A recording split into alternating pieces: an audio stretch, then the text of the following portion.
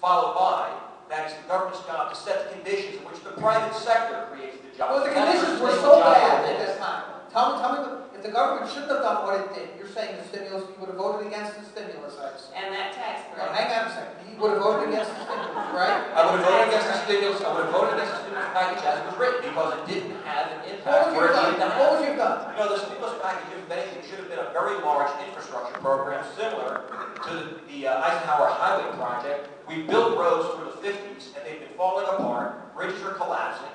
Railways are dilapidated. So if you were going to have a stimulus, the money should have been in a huge infrastructure development program to kind of build on the Eisenhower Highway project. Then you would have had sustainable, private sector, long-term jobs. The other thing is we have to create an environment in which businesses have a sense of confidence. Right now, there's a lack of confidence of not knowing what's going to happen 6, 12, 18 months down the road. And why is that? Because Congress left town without taking action, and we're about to see the largest tax increase in our nation's history, January 1st.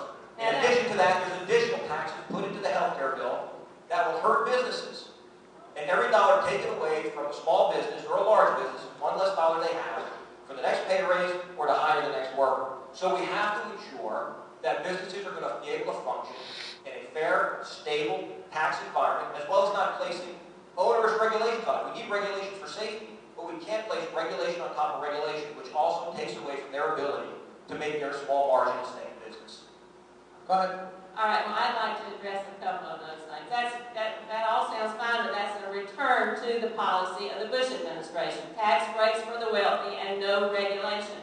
Let's just give tax breaks to the big corporations that send our jobs overseas and to their CEOs and totally deregulate, and then we will be right back where we were under the Bush administration. But I have to address two things specifically.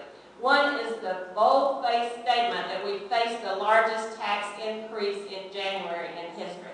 Now, Senator Heck knows good and well that that is going to come up in the lame duck session. There is support for continuing permanently the tax break for the middle class, those earning under $250,000 a year. There is also considerable support, and I support it myself, of continuing for maybe a year or two the tax, all the other tax breaks. There's no consensus for that. That's locked up.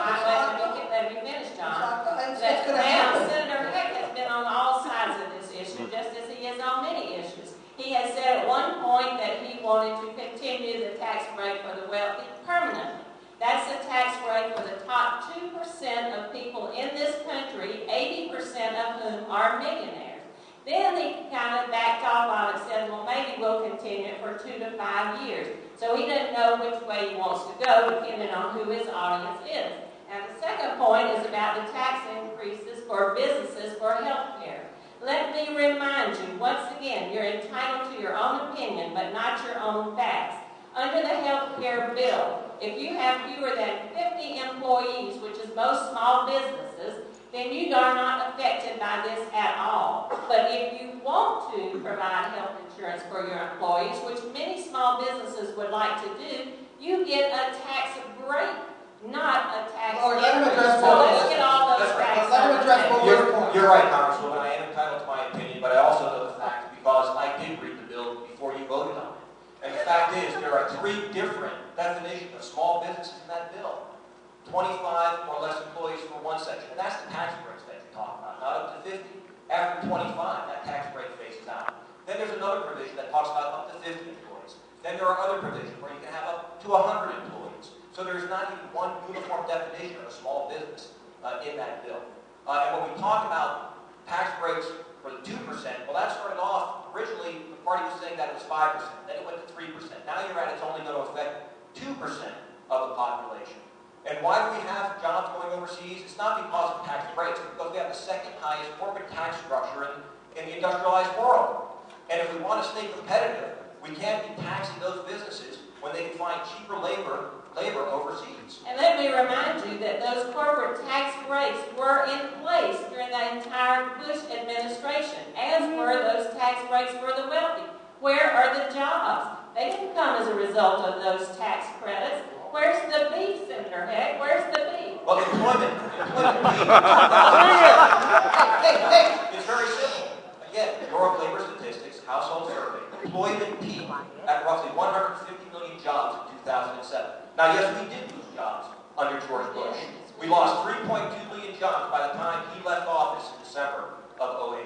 But right after that, as I previously mentioned, we've lost 4.2 million jobs in the first 18 months of the current administration. Bureau of Labor Statistics, household survey. So where are the jobs? The facts are clear, Congresswoman. We're at a 14.8% unemployment rate. Since 2008, nearly 100,000 families have lost their jobs. 1 of 72 homes is in foreclosure. Those are the facts. They're indisputable. But what's not indisputable is why. Why do you think all those jobs were lost? The jobs lost here are a compilation of so many factors.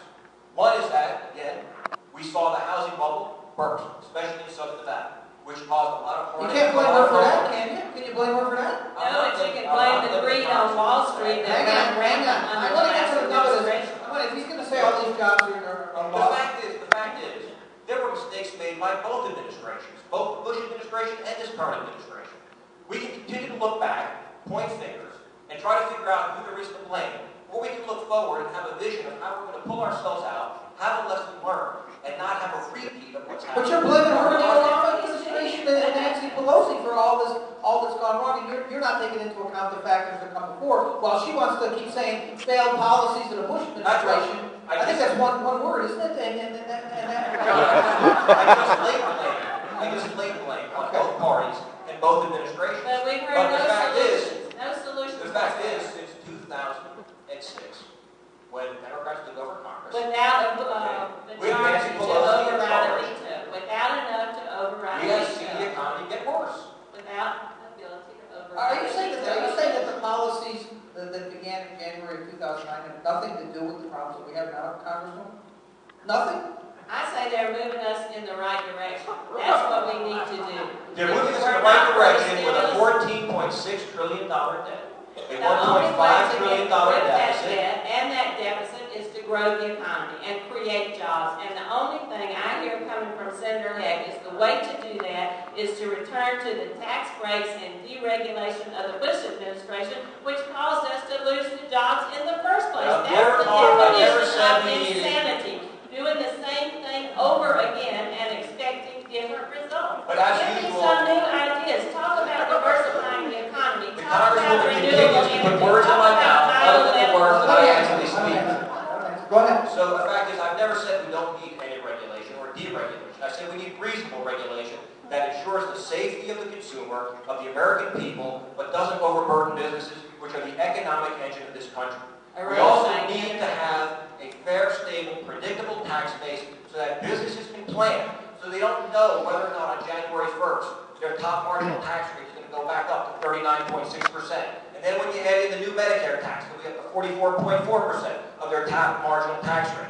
Those are the things that are scaring businesses, both large and small. There are large businesses waiting to invest, but they're holding their money back with a lack of confidence in this economy.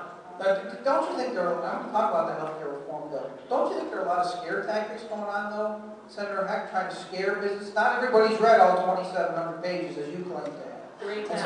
And so. I'll be happy to bring my copy in with highlights and footnotes so you can see that I read it. I believe you. I believe you. I'm just suggesting to you that don't you think there's a lot of fear mongering going on about what that health care reform bill is going to do by people who have not read it? I believe that there are certain things within that health care bill that absolutely are worthwhile and make sense. And I've said that all along, John. I've said things about the health insurance reform, about taking away pre-existing conditions. You know, certainly anybody who wants to be able to buy a health insurance policy should be able to purchase it and not be denied because they have an illness. Guaranteed issue or rights of rescission. After you buy your policy, if you're making the payments, you should be dropped the day after you get sick. I work in the county emergency department. I see the greatest number of people without insurance in my emergency department. I see the problems that they have getting routine primary care and coming to the ER, the most costly place anywhere to come seek routine care. We want more people to be insured. In fact, when I was in the state Senate, I worked on several bills to try to increase insurance here in the state of Nevada, where we had the highest insurance population in the country. Okay, let her jump in.